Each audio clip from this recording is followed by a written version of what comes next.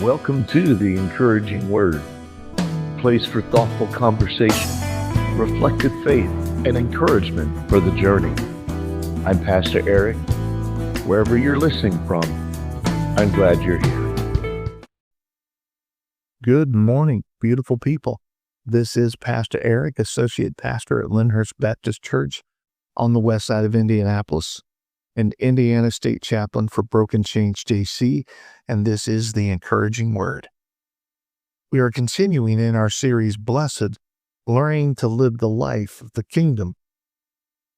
This week, we have been walking through what it means to live with surrendered strength. We've seen that meekness is not weakness, but strength surrendered to God. And we've explored how that strength is brought under His control. We've learned to trust rather than grasp. And yesterday we saw the promise that the meek will inherit the earth. So today we're going to bring this movement to a close. Today's devotion is entitled Strength Without Domination. Our scripture for today comes from Matthew chapter 11, verse 29. Take my yoke upon you and learn from me, for I am gentle and humble in heart, and you will find rest in your souls.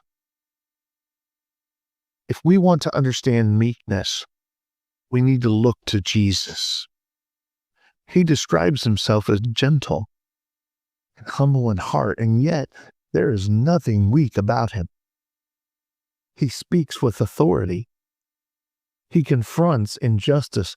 He stands firm in truth.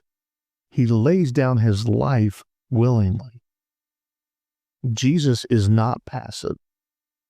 He is powerful.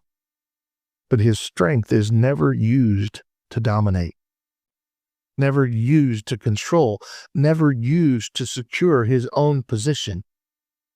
Instead, his strength is directed towards healing and restoring, serving and loving.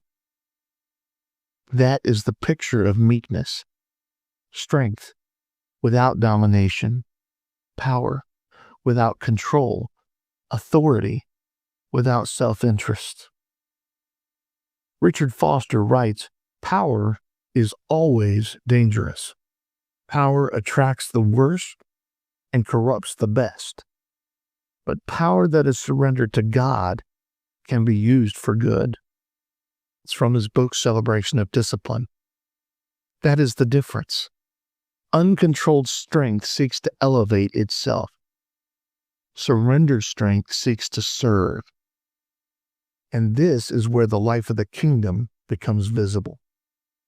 Not just in what we believe, but in how we relate to others, in how we speak, in how we lead, in how we respond when we have the upper hand. Because meekness is not about having less strength. It's about using the strength we have in the way of Christ. So today's invitation is to look at how you are using your strength. Where do you have influence? Where do you have the ability to assert yourself, to control, or to push your way forward? And what would it look like if you used that strength differently? To serve instead of dominate, to listen instead of override, to build up instead of secure your own position. Not because you're weak, but because your strength is no longer your own. It has been surrendered to God. Receive this blessing. May your strength be shaped by the heart of Christ. May your life reflect a power that serves rather than controls. And may you discover the deep rest that comes from walking in his gentle and humble way. Grace and peace to you, beautiful people. Thanks for sharing this time with me.